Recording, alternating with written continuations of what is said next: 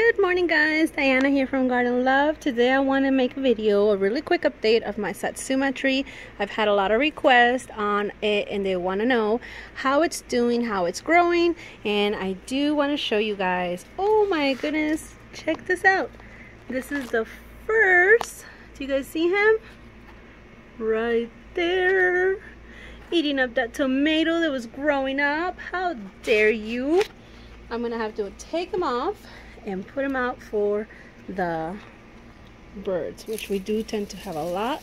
However, I'm gonna give you guys an update and then I'm going to come back for him. Let's see if I can squeeze through all of this jungle of food and that spider that's living in my garden. Okay, so I have a small yard guys and I have nowhere else to put this ladder, so here it is hanging out in my garden. But I want to show you my Satsuma. It is currently doing amazing. It is growing. It still hasn't had new leaves, but it will be coming here pretty soon in the next few weeks. It's usually the time that we get new leaves. This one's a new leaf, but as you can see, it's already setting new fruit here. And let's see, there must be more. And this tree might flower again.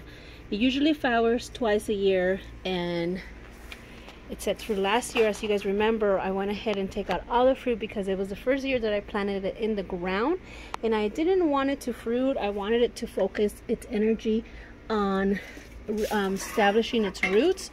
And it surprised me. It gave me like 15 Satsuma's oranges. They were so delicious. They were like little cutie size. I absolutely loved them. And as you guys can see, now it's doing it again. Let me show you guys something I just noticed. There's actually more fruit right there. I'm gonna let that branch rest right there. But as you guys can see, it's doing great.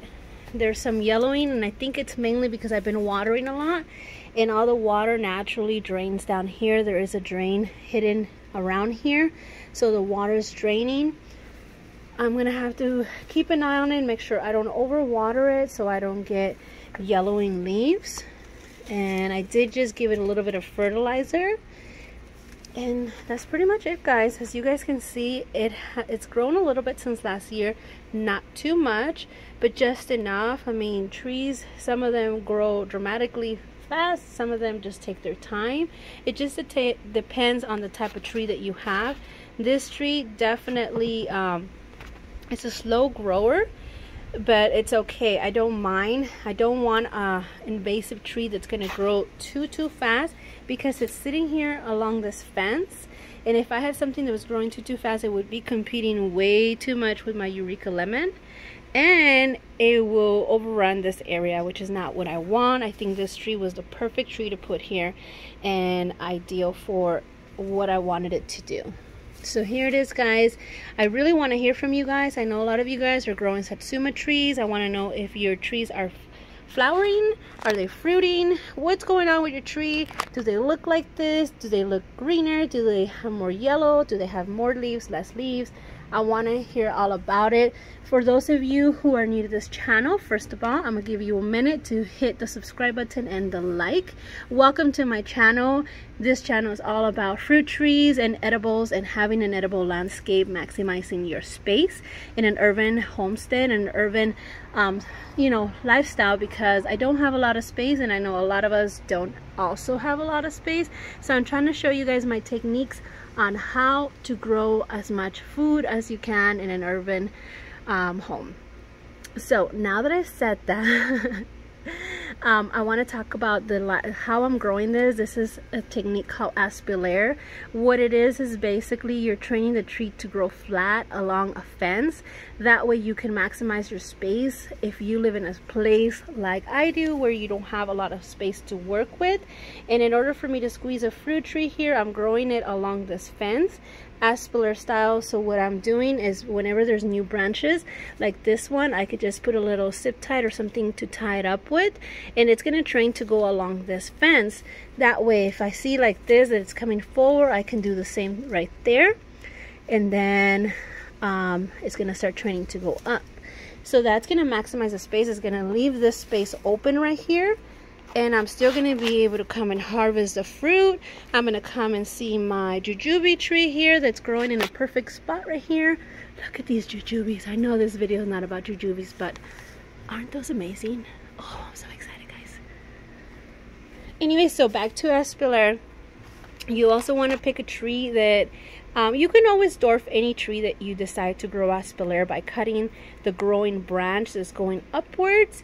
But you do, most of my trees are dwarf or semi-dwarf. This is dwarf, okay? And the reason why you want to pick dwarf, because that means that the trunk is not going to be very long. So my Aspiller is basically going to start from the bottom up, from this point up, so it's going to cover most of the fence. Now, if you have an area where you want to grow things under it, and then have the tree start Aspiller right above, then I would go with a stander and train it that way. But in my case, since I want to cover this low fence, it's going to be a dwarf, and that's why this tree was the perfect candidate for this project. As you guys can see, it is doing great. It's starting from very low, which means I'm going to have more fruit. Even here, look at this. This fruit, I'm going to pin this branch here really quick. Not right now, but I'm just going to pin it when I get a chance. This branch is going to be growing like this, and I'm going to be growing fruit right along it, very low, and you don't have to wait for the fruit for the tree to grow up high and only have fruit on top. All these branches are going to eventually have fruit. Look at that. Oh shoot, there's more over here. Look at that. Look at that. Wow. So you guys see, even the low branches are fruiting with the amount of sun. Honestly, I don't think this tree gets as much sun as it needs. Look at that. It says full sun. I'm going to make a completely separate video about full sun. Guys, come on. These labels are really misleading, and I want to make a video about that because a lot of people get discouraged when their tree is not doing very well. And it's mainly because they're following instructions. Unfortunately, every tree, those rules don't apply to every tree in every microclimate. So I really need to make a video because I feel that a lot of people get discouraged when their tree's not doing as well as it should due to the fact that they follow the instructions, they did everything they were supposed to, and even then the tree ends up dying or not doing well. You know, it's really going to have to be how your tree is reacting to your microclimate. You have to look for signs. You have to pay attention, even though it says full sun. But let's say it says full sun, you put it in full sun, and then all the leaves are drooping. It looks very sad. Then that's a sign saying that, you know what, it doesn't like it in full sun. It really wants a little bit of shade. And usually trees prefer afternoon shade if you can give it. And I'm sure most trees will be doing just great.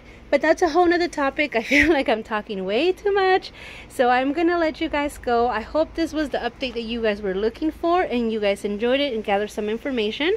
Thank you guys so much for being here. You guys are a blessing to me. You guys are amazing for your constant support and everything that you guys do. Your comments, I love reading them. I'm sorry if I haven't gotten back to everybody, but I do read them, and I don't reply, maybe even though I read them, because I want to give you guys a more elaborate answer than just thank you, hello, or any little simple comment. But I do want you guys to know that I do look at your messages, and I am very grateful to be able to read them. You guys always bring a smile to my face, always give me something to think about, and you know, when I have free time, that's what I enjoy doing. You guys have a blessed day. I'll see you guys in the next one. Bye bye.